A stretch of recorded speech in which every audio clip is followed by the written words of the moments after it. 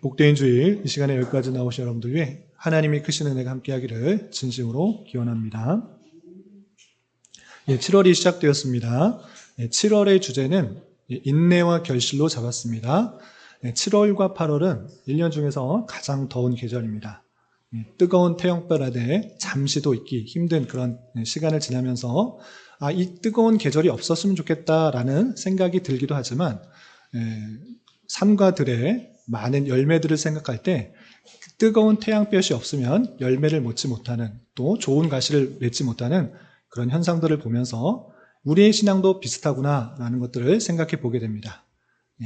여러 가지 힘들고 어려운 상황, 그런 시간들을 잘 인내하고 견디지 못하면 신앙의 인격, 성령의 열매를 잘 맺지 못하는 것 같습니다.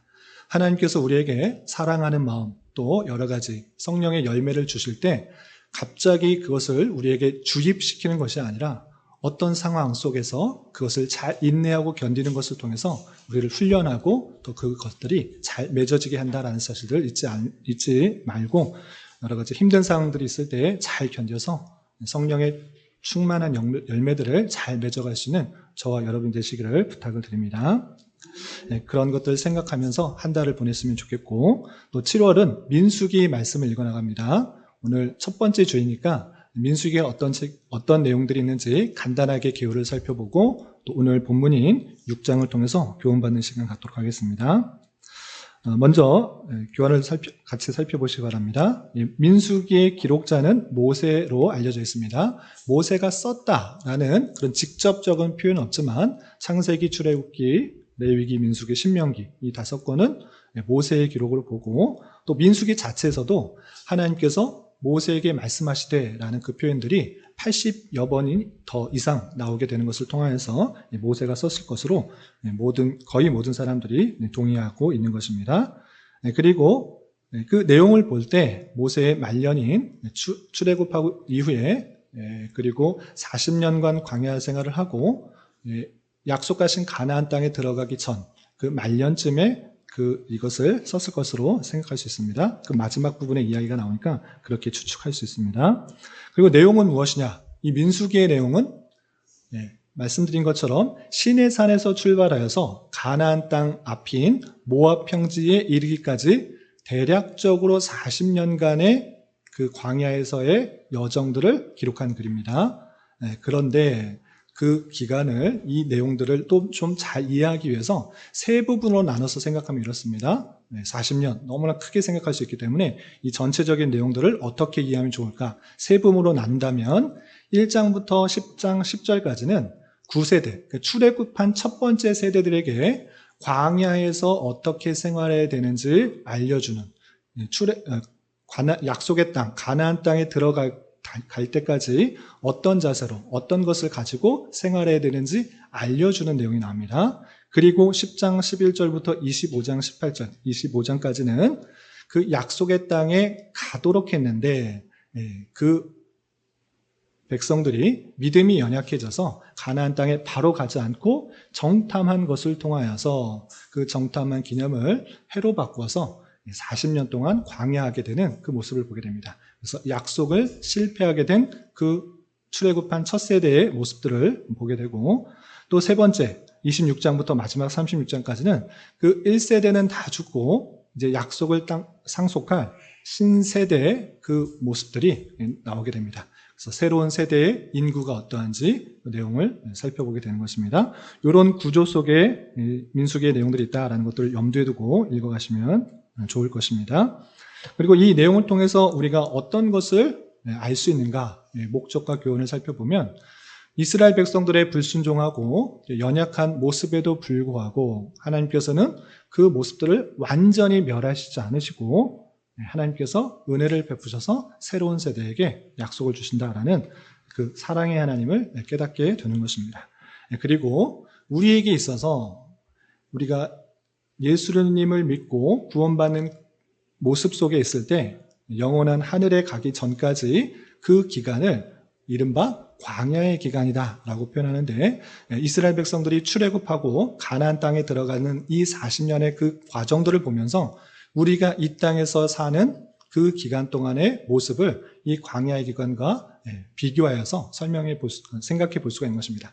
정확하게 다 모든 것이 일치된다 이렇게 할 수는 없지만 그럼에도 불구하고 광야에서의 이스라엘 백성들의 모습이 우리의 모습이고 또 그 가운데서 은혜를 베푸시는 하나님이 우리에게 어떤 은혜들을 주시는지를 우리는 이 민수기를 통해서 잘 깨닫게 될 것입니다. 그래서 여러분들도 민수기의 말씀을 한 장 한 장 읽어가면서 하나님의 놀라운 그 사랑과 또 택하신 백성들이 어떠한 삶을 살아가는지를 잘 교훈받을 수 있기를 부탁을 드립니다.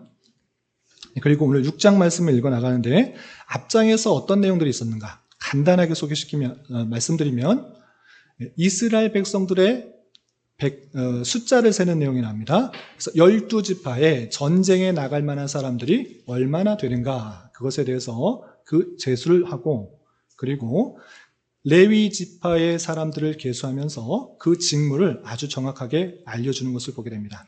그러므로 이스라엘 백성들이 출애굽하여서 그 가나안 땅까지 가는 그 과정 속에서 200만 명이나 되는 어마어마한 숫자가 있지만 아주 질서정연하고 내가 어디에 위치해 있어야 될 것이고 내가 어떤 역할을 해야 되는지 분명히 알려줌으로 말미암아 그 광야에서 아주 그 이스라엘 백성들이 체계적이고 질서 있게 하나님 은혜 가운데 거하며 이동할 수 있도록 알려주는 내용이 나옵니다. 그리고 오늘 6장에서는 특별히 하나님의 백성으로서 구별된 모습으로 나아가려고 할 때 어떤 규례를 가지고 해야 되는지 나실인의 규례와 그리고 마지막 부분에 있어서는 제사장에게 있어서 어떤 기도를 해야 되는지 이른바 아론의 축복 기도의 내용이 덧붙여 나오게 됩니다. 그래서 오늘 6장에서 나실인의 규례와 아론에게 주어진 축복 기도의 내용 이 두 가지 내용을 잘 살펴보고 그것을 통해 우리에게 잘 적용할 수 있는 그런 시간이 되었으면 좋겠습니다. 이제 본문으로 들어가겠습니다. 1절부터 12절까지는 나신으로 서원할 때 이러한 규례에 따라서 이런 것을 해야 된다라고 알려주는 내용이 나옵니다. 먼저 1절부터 4절까지는 먹는 것에 있어서 구별된 모습 가운데 있어야 된다라고 알려주는데 1절부터 4절까지 쭉 한번 읽어보겠습니다. 시작. 여호와께서 모세에게 말씀하여 이르시되 이스라엘 자손에게 전하여 그들에게 이르라 남자나 여자가 특별한 서원 곧 나실인의 서원을 하고 자기 몸을 구별하여 여호와께 드리려고 하면 포도주와 독주를 멀리하며 포도주로 된 초나 독주로 된 초를 마시지 말며 포도즙도 마시지 말며 생포도나 건포도도 먹지 말지니 자기 몸을 구별하는 모든 날 동안에는 포도나무 솟아는 씨나 껍질이라도 먹지 말며 1절, 2절은 서론과 같은 말씀입니다. 하나님께서 모세에게 말씀하셨는데 어떤 말씀을 하셨는가? 남자나 여자, 이스라엘 백성 중에 남자뿐만 아니라 여자라도 나실인의 서원을 할 때는 이렇게 해야 된다라고 그 서론적 이야기를 하고 있습니다. 여기서 나실이란 무엇인가 라고 할 때 이 나실일은 구별한다, 구별된다라는 뜻으로서 똑같이 행하는 것이 아니라 하나님께서 주신 말씀에 구별된 모습으로 살아간다라는 그런 모습의 사람인 것입니다. 이렇게 자신이 원하여서 강제적인 것이 아니라 원하여서 서원으로 남자든 여자든지 일정 기간에 나실인의 모습을 살도록 했던 것입니다. 가장 짧게는 30일 동안 나실인의 그런 모습을 가지는 경우도 있고 그리고 아주 길게는 종신토록 그렇게 살 수도 있는 것입니다. 그래서 사무엘상에 나오는 사무엘에 나오는 그 사무엘서에 나오는 사무엘도 또 구약의 삼손도 나실인의 모습이 있었고 또 신약에 있어서 세례자 요한도 나실인의 모습을 갖고 있던 것을 보게 됩니다. 어쨌든 이렇게 구별된 삶의 모습으로 살아가고자 서원을 하면 하나님 앞에 다짐과 약속을 하면 어떻게 되는가? 3절과 4절에 먹는 것에서부터 구별되어야 된다라고 표현하고 있습니다. 어떤 것을 먹지 못하도록 했는가? 라고 할 때 포도주와 독주를 멀리하고 또 포도주로 된 초, 독주로 된 초 마시지 말고 포도즙도 마시지 말고 생포도, 건포도 먹지 말고 그리고 포도나무에 솟아는 씨나 껍질이라도 먹지 말라라고 말하고 있는 것입니다. 이렇게 먹는 것에 있어서 정해진 규례에 따라서 먹지 못하도록 함으로 말미암아 먹는 것도 내 원하는 것 마음대로 다 먹을 수 있다. 이것이 아니라 하나님의 말씀에 따라서 먹는 것도 구별하여서 살도록 하는 그 규례를 보게 되는 것입니다. 먹는 것뿐만 아니라 또 모습 속에서도 이렇게 구별하라고 또 규례를 주셨습니다.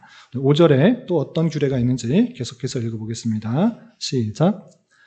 그 서원을 하고 구별하는 모든 날 동안 삭도를 절대로 그 머리에 대지 말 것이라. 자기 몸을 구별하여 여호와께 드리는 날이 차기까지는 그는 거룩한즉 그의 머리털을 길게 자라게 할 것이며, 먹는 것뿐만 아니라 우리 몸에 있어서 자연적으로 자라는 그 모습 속에 그 머리털을 자르지 않도록 했습니다. 그 구별하는 기간이 한 달이면 한 달, 7년이면 7년, 아니면 종신이면 종신, 그 구별된 그 기간 동안에, 서원한 동안에는 머리털을 절대로 자르지 않도록 했습니다. 그것은 하나님 앞에 구별된 모습으로 내가 하나님 앞에 구별되었다는 것을 다른 것으로 보이는 것이 아니라 머리털을 자르지 않으므로 다른 사람이 봤을 때도 저 사람은 구별된 모습을 가지고 있는 나실인이구나를 알 수 있도록 머리털로 그것을 구별하도록 했던 것입니다. 뿐만 아니라 머리털뿐만 아니라 주변에 부정한 것도 가까이 하지 않도록 그 규례를 정한 것을 보게 됩니다. 먼저 그 부정한 것을 가까이 하지 않도록 하는 6절부터 8절까지 말씀 계속해서 읽어보도록 하겠습니다. 시작. 자기의 몸을 구별하여 여호와께 드리는 모든 날 동안은 시체를 가까이 하지 말 것이요 그의 부모 형제 자매가 죽은 때라도 그로 말미암아 몸을 더럽히지 말 것이니 이는 자기의 몸을 구별하여 하나님께 드리는 표가 그의 머리에 있음이라. 자기의 몸을 구별하는 모든 날 동안 그는 여호와께 거룩한 자니라. 부정한 것과 가까이 가지 말라. 먹는 것뿐만 아니라 우리가 갖고 있는 모습 속에서도 그럴 뿐만 아니라 죄악과 부정한 것에 근처에 가지 않도록 하는 행동조차 조심히 하도록 한 것입니다.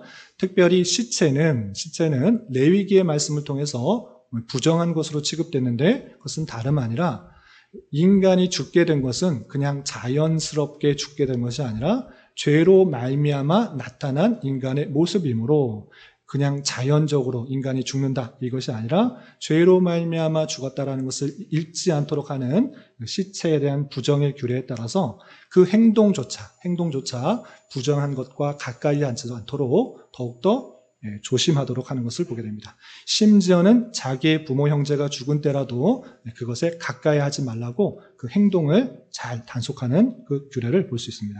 그런데 잘못해서 내가 알고 그런 것이 아니라 실수로 또 잘못하여서 부정한 시체에 접근하게 되었을 때는 어떻게 되는지 그 규례도 덧붙여서 알려주고 계십니다. 우리 9절부터 12절 계속해서 읽어보겠습니다. 시작. 누가 갑자기 그 곁에서 죽어서 스스로 구별한 자의 머리를 더럽히면 그의 몸을 정결하게 하는 날에 머리를 밀 것이니 곧 7째 날에 밀 것이며 8째 날에 산비둘기 2마리나 집비둘기 새끼 2마리를 가지고 회막문에 와서 제사장에게 줄 것이요 제사장은 그 하나를 속죄 제물로 하나를 번제물로 드려서 그의 시체로 말미암아 얻은 죄를 속하고 또 그는 그날의 머리를 성결하게 할 것이며 자기 몸을 구별하여 여호와께 드릴 날을 새로 정하고 1년 된 순양을 가져다가 속건제물로 드릴지니라. 자기의 몸을 구별한 때에 그의 몸을 더럽혔은즉 지나간 기간은 무효니라. 행동을 잘 단속하여서 부정한 것, 특별히 시체에 접근하지 않으려고 노력을 했습니다. 심지어 자기의 부모 형제가 돌아갈 때도 그것에 가까이 하진 않는 그런 모습이 있었으나 갑자기 내가 그런 것이 아니라 행동을 잘 단속하고 있었는데 갑자기 누가 옆에서 죽어서 그것에 접촉하게 되었다. 그러면 레위기의 정결례에 의해서 그 정결한 기간을 또 두도록 한 것입니다. 그래서 일주일 동안 그것을 잘 구분된 모습 가운데 있고 그때 정결하게 되는 그때에 무엇을 해야 되는가? 잘 길러왔던 머리를 다 밀어라 이렇게 표현하고 있습니다.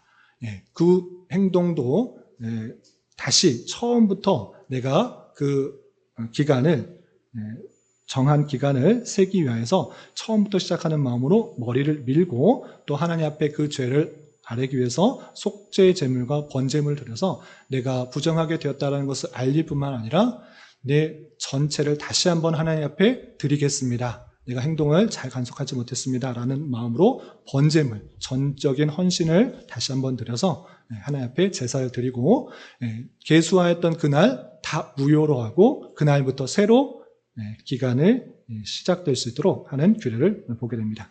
이렇게 하나님 앞에서 자원하는 마음으로 구별된 모습인 그 나실인의 규례는 먹는 것, 그리고 자기의 모습, 그리고 주변에 오염될 만한, 부정하게 될 만한 그 모든 것들을 다 단속하면서 오직 하나님께서 원하시는 삶을 살기고 하나님을 섬기는 삶을 더욱더 힘썼던 그 모습들을 보게 됩니다. 그리고 13절 이하 21절까지는 그 정한 기간이 끝났을 때 이제 끝났습니다 하고 뒤돌아서 그냥 자기 집으로 돌아가는 것이 아니라 그 끝났을 때도 하나님께서 주신 법과 규례에 따라서 종결하도록 하는 것을 보게 됩니다. 먼저 13절부터 17절까지는 그 끝났을 때 제사를 드리도록 했는데 총 5가지 제사를 드리도록 했습니다. 우리 어떤 제사를 드리도록 했는지 13절부터 17절까지 쭉 한번 읽어보겠습니다. 시작. 나실인의 법은 이러하니라. 자기 몸을 구별한 날이 차면 그 사람을 회막문으로 데려갈 것이요 그는 여호와께 헌물을 드리되 번제물로 1년 된 흠없는 순양 한 마리와 속죄물로 1년 된 흠없는 어린 암양 한 마리와 화목제물로 흠없는 손양 한 마리와 무교병 한 광주리와 고운 가루에 기름 섞은 과자들과 기름 바른 무교전병들과 그 소제물과 전제물을 드릴 것이요 제사장은 그것들을 여호와 앞에 가져다가 속죄제와 번제를 드리고 화목제물로 순양의 무교병 한 광주리를 아울러 여호와께 드리고 소제와 전제를 드릴 것이요. 이렇게 제사를 드리도록 했습니다. 오늘 레위기 5월달에 읽으실 때 잘 교훈받은 것처럼 자원제가 그리고 의무제가 있습니다. 자원제는 어떤 것이 있습니까? 번제, 소제, 화목제, 그리고 의무제는 속죄제와 속건제가 있다. 이렇습니다. 의무제는 자신의 죄가 발견되었을 때 그것을 반드시 해결하기 위한 제사이기 때문에 의무제라고 했고, 이 화목제, 번제, 그리고 소제는 자원하는 마음으로 드리는 제사라고 교훈받았습니다. 그래서 여기서 잘 살펴보면 빠져있는 제사가 있습니다. 어떤 제사가 빠져있습니까?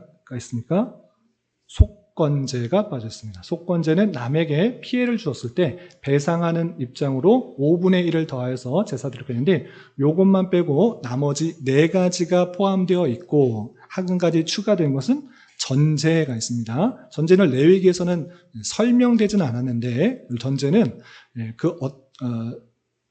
포도주를 부어서 피를 부어서 완전한 희생을 뜻하는 그 제사를 뜻하는 것입니다.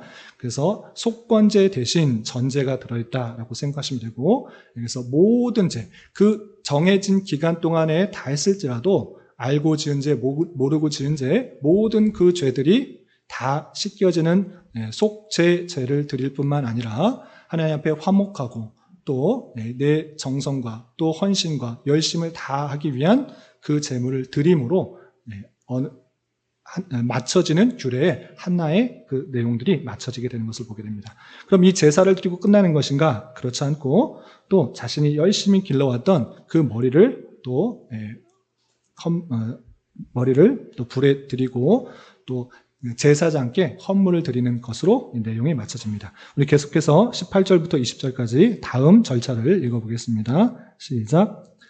자기의 몸을 구별한 나실인은 회막문에서 자기의 머리털을 밀고 그것을 화목제물 밑에 있는 불에 둘치며 자기의 몸을 구별한 나실인이 그의 머리털을 민 후에 제사장이 삶은 순양의 어깨와 광주리 가운데 무교병 하나와 무교전병 하나를 취하여 나실인의 2손에 두고 여호와 앞에 요제로 흔들 것이며 그것과 흔든 가슴과 받아들어 올린 널쩍 다리는 성물이라 다 제사장에게 돌릴 것이니라. 그 후에는 나실인이 포도주를 마실 수 있느니라. 제사를 다 드리고 나서 길러왔던 머리 한 달 정도면 많이 자라진 않았지만 뭐 7년이면 7년, 아니면 더 오랜 기간에 서원을 했으면 많이 자랐을 것입니다. 그런데 그 기른 머리를 다 잘라서 화목제의 불 밑에 두어서 이제 거룩한 그 기간, 하나님 앞에 온전히 구별된 그 모습들이 끝났습니다를 정확하게 알려주는 그 절차를 합니다. 그리고 끝인가? 끝이 아니고 또 다시 한번 자기가 순양의 어깨와 광주리 가운데 무교전병 하나를 취하여서 제사장에게 갖고 와서 그리고 그것을 하나님 앞에 드리는 거제와 요제를 행한 이후에 그 성물을 제사장이 받을 수 있도록 하고 마쳐지게 되는 것을 보게 됩니다. 이렇게 일정한 기간이 끝나서 나실인이 끝날지라도 이런 규례와 절차에 따라서 맞춰져야 된다라고 알려주고 있습니다.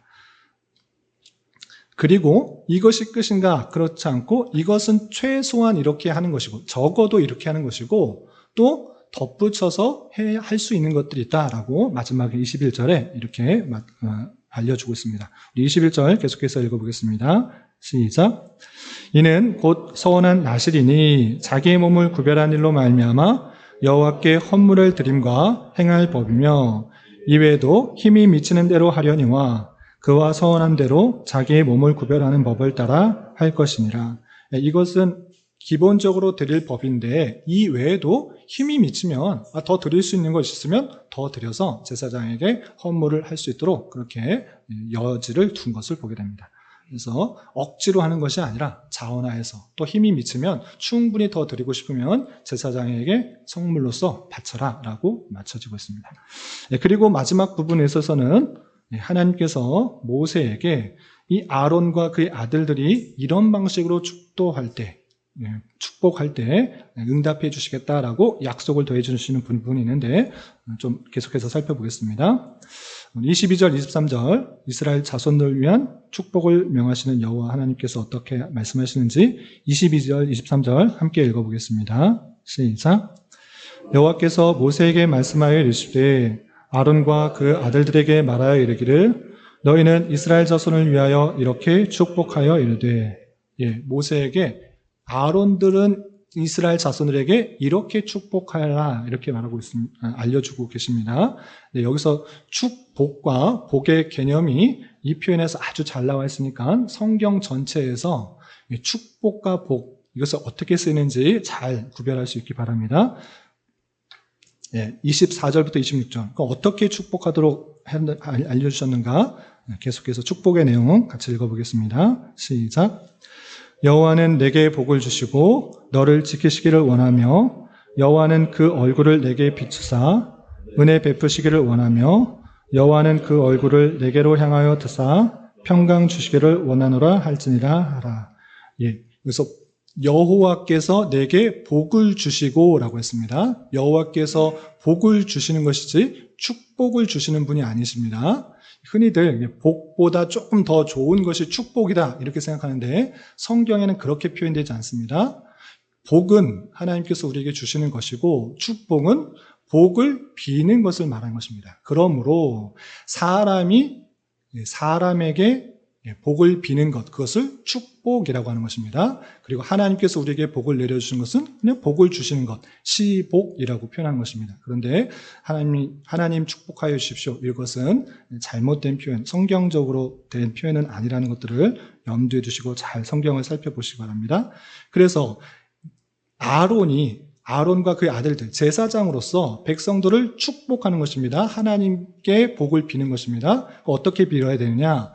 여호와께서 너희들에게 복을 주시고 너를 지키시기를 원하고 여호와는 그 얼굴을 내게 비춰서 은혜를 베푸시기를 원하고 여호와는 그 얼굴을 내게로 향하여 드사 평강을 주시기를 원하노라 할지니라 라고 하면서 아론과 그 아들들이 대제사장으로서 또 제사장으로서 이렇게 복을 빌어야 된다라고 정확하게 알려주셨습니다. 그리고 이것에 대한 약속을 맨 마지막 절에 이렇게 표현하면서 마쳐지게 됩니다. 우리 27절 마지막으로 함께 읽어보겠습니다. 시작.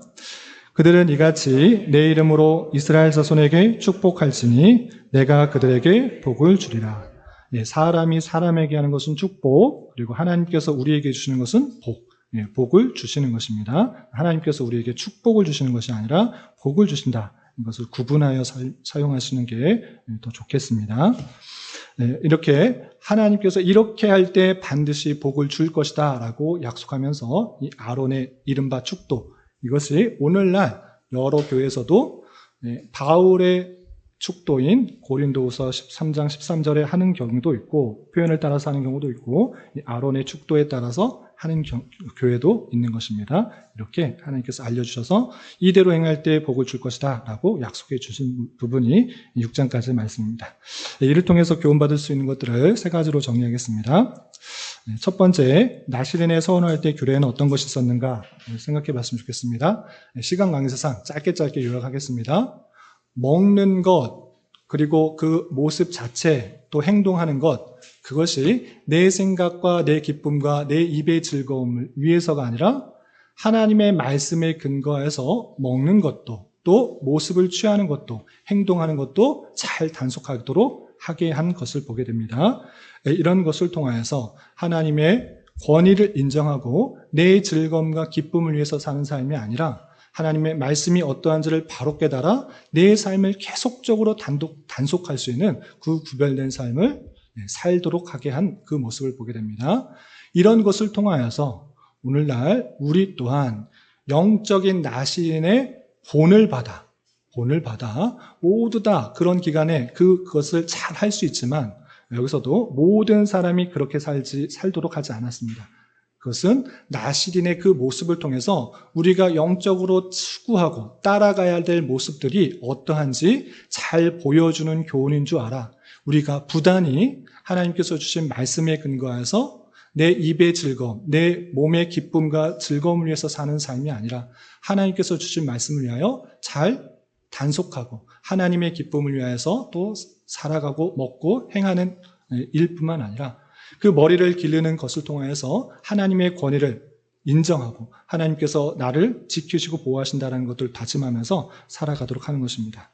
이런 모습을 따라서 하나님의 은혜로 구원받은 자답게 영적인 나시린의 모습으로 본받아 살아가기를 힘쓰고 또 자원하는 모습으로 노력할 수 있는 저와 여러분이 되시기를 주님의 이름으로 부탁을 드립니다. 그리고 두 번째 생각할 것은 나시린을 구별할 날이 찼을 때는 어떻게 했는가 살펴봤으면 좋겠습니다. 제사, 5가지 제사를 드리고 또 머리를 자르고 제사장에게 헌물을 드렸습니다.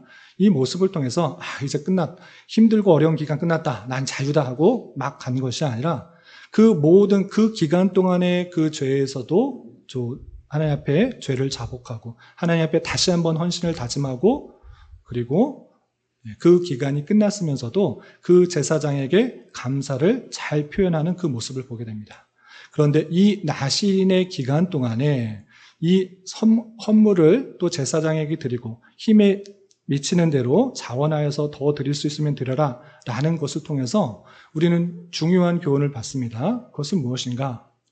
하나님께서 그 나시린을 통하여서 여러 가지 제사장을 돕고 또 여러 가지 제사일들을 돕는 그 수종하는 일로 인하여서 하나님께 유익인가 아니면 나시린으로 살았던 그 기간이 나시린 일을 했던 사람에게 유익인가를 잘 살펴봐야 될 것입니다. 하나님께서 힘이 부족하고 또 제사 드릴 사람이 부족해서 나시린 좀 해. 너 서원해서 한 30일, 한 7년 동안 너 나시린 좀 해. 이렇게 억지로 하는 것이 아니라 나시린으로 살아보니 참으로 이것이 기쁘고 즐거운 삶이고 감사한 삶이구나. 내 이러한 삶을 살게 해주신 그 하나님께 감사하는 마음으로 성물을 제사장에게 드린 것입니다. 그러므로 우리가 이 땅에서 여러 가지 직분을 받거나 봉사를 맡을 때 심지어 목사로 선교사로 어떤 사역을 감당한다고 하는 그 모든 자들은 나를 통해서 하나님의 도움이 된다는 생각들을 버려야 되는 것입니다. 오히려 나 때문에 하나님의 영광이 가리우지는 않는지 그것을 생각해 받을 것입니다. 하나님이 힘이 없어서 능력이 없어서 제사정 좀 세우고 나시를 좀 더 만들어 놓고 이것들 통해서 우리 제사 한번 멋있게 지내보고 모든 종교보다 멋있는 종교로 만들어 보자, 이것이 아니라 그 구별된 삶을 산 그 기간이 얼마나 참 기쁨이고 감사하고 하나님께서 그 구별된 삶을 모습을 통해서 내가 이렇게 하나님의 은혜로만 사는 사람이 되었구나를 감사하며 그 힘에 미치는 대로 제사장의 감사를 표하는 것입니다. 그러므로 나시린뿐만 아니라 우리가 이 땅에서 교회를 이루어 여러 가지 봉사를 하고 또 사역을 하고 섬기는 그 모든 것이 하나님께 도움이 되고 힘이 되고 영광이 부족해서 우리를 채우려고 하는 것이 아니라 그 자체의 섬김과 사역과 열심과 노력이 큰 기쁨과 감사가 되어야 되는 것입니다. 그것이 없으면 이것을 행하여서 봉사를 행하여서 직분을 감당하여서 어떤 사명을 감당해서 복을 받으려는 것이 아니라 그 자체가 참 기쁨이구나, 감사구나, 이것들을 참으로 느낄 수 있어야 될 것입니다. 어떤 봉사를 통해서 하나님의 힘이 더 증가되는 것이 아니라 하나님의 어떠하심들을 깊이 깨닫게 하기 위해서 우리가 이 모양 저 모양 구별된 삶으로 봉사하게 하신 줄 알아 그 일들을 어떤 일들을 감당할 때 기쁨과 감사함으로 그 역할들을 잘 감당해야 될 것입니다. 이런 저와 여러분 되시기를 주님의 이름으로 부탁을 드립니다. 마지막으로 여호와께서 제사장들에게 어떻게 축복하라고 알려주셨는가 내용을 봤으면 좋겠습니다. 그 내용이 24절부터 26절까지 잘 표현되어 있는데 여호와는 내게 복을 주시고 너를 지키시기 원하며 여호와는 그의 얼굴을 내게 비추사 은혜 베푸시기 원하며 여호와는 그 얼굴을 내게로 향하여 드사 평강 주시기를 원하노라 라고 그렇게 축복하면 다 들어주시겠다 이렇게 말씀하셨습니다. 그런데 그냥 문자 그대로 그냥 반복하면 이루어주겠다 이렇게 생각하는 것은 아주 단순한 생각일 것입니다. 이 내용을 통해서 궁극적으로 우리에게 복을 주시고 우리를 지키시고 우리에게 평강을 주시는 분이 누구이신가를 잘 깨닫게 되는 것입니다. 세상적인 힘, 명예, 부 그것이 우리의 기쁨과 우리를 지켜줄 것 같고 우리에게 평강을 지켜줄 것 같지만 그것이 아니라 여호와께서 하시는 것이다. 오직 여호와께서 그렇게 하셔야지만 우리가 그렇게 될 수 있다는 것을 아주 잘 알려주는 축복 기도인 것입니다. 그리고 많은 성경학자가 이 내용을 자세히 살펴보니 그냥 여호와로 분류되는 그 이름 속에 성부 하나님, 성자 하나님, 성령 하나님의 놀라운 사역이 아주 잘 드러나 있다 이렇게 해석을 하는 것입니다. 성부 하나님께서 모든 것을 창조하시고 그 권능 가운데 붙드실 때 우리를 지켜 보호하시는 것이다. 뿐만 아니라 우리가 죄로 말미암아 죽어야 되는데 마땅히 심판받아야 하는데 예수 그리스도의 보혈의 은혜로 보혈로 말미암아 우리가 죄 사함을 받고 의롭게 되는 은혜를 입었다. 그리고 성령 하나님께서 그 구원 받은 자에게 구원을 입히실 뿐만 아니라 구원받은 자에게 그 하늘에 이르기까지 그 모든 과정을 신실하게 지켜 보호하시는 분이시다. 그러므로 우리의 구원이 이탈되는 것이 아니라 구원을 끝까지 견인해 가시는 줄 알아. 우리는 어떠한 상황이 있을지라도 평강 가운데 거할 수 있다는 것을 알려주는 말씀이다 라고 표현하고 있는 것입니다. 이러므로 성부 하나님, 성자 하나님, 성령 하나님의 그 놀라운 사역이 이 아론의 축도에 담겨 있어 그 성부, 성자, 성령 하나님의 올바른 사역을 깨달아 우리는 평강 가운데 지켜보호하실 받아 은혜 가운데 살 수 있다는 것을 잘 깨닫게 되는 것입니다. 이 내용을 통해서 우리는 하나님의 놀라운 사역들을 깨달아야 될 것이고 그의 복 주시는 가운데 이 땅에 힘있게 살아가야 될 것입니다. 그리고 이어지는 성찬 예식을 통해 이런 믿음 가운데 더욱더 확실한 믿음을 세워갈 수 있는 저와 여러분 되시기를 주님의 이름으로 부탁을 드립니다. 기도하겠습니다. 하나님 아버지 감사합니다. 오늘 말씀을 통하여 나시린의 규례와 또 아론에게 알려준 축복 기도에 대해 살펴보았습니다. 이런 말씀을 대한 자로서 하나님의 은혜로 구원받았음을 감사하며 더욱더 구별된 백성으로 살아가기에 힘쓰게 하여 주시고 하고 하나님께 택함을 받고 구별받은 삶을 살아가는 삶이 비록 힘들고 어려울지라도 나를 위한 하나님의 인도하심과 섭리하심을 믿고 감사함으로 잘 감당하게 하여 주옵시며 삼위일체 하나님의 지켜보아심과 은혜 주심과 평강 가운데 우리 주어진 인생을 힘있게 살아갈 수 있도록 은혜를 더하여 주시옵소서. 이 시간 예비하신 성찬으로 나아갑니다. 우리를 향하신 하나님의 크신 사랑을 눈으로 목도하며 감사 찬송하는 은혜의 시간이 될 수 있도록 인도하여 주시옵소서. 예수님의 이름으로 기도 올리옵나이다. 아멘.